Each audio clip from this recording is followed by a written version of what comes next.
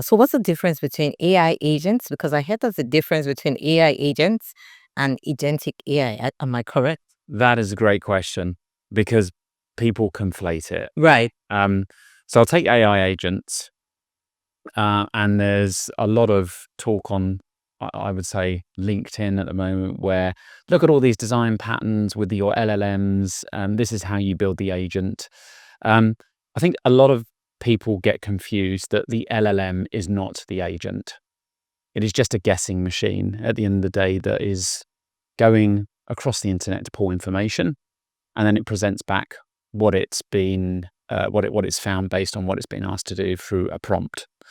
And all that's happened really is the agent piece that's come along is we've just stuck rule-based workflow, linear workflow over the top of LLMs, and people class that as an agent because it can just plug into calendars and customer relationship management systems, links into the LLM and says, like, now use all of this information and now speed up. So that is I would say it's the human interaction in terms of that side of it.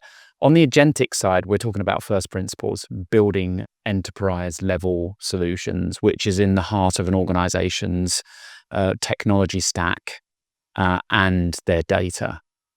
And essentially, what an agentic system is basically code that is wrapped around an LLM. And it can be any LLM.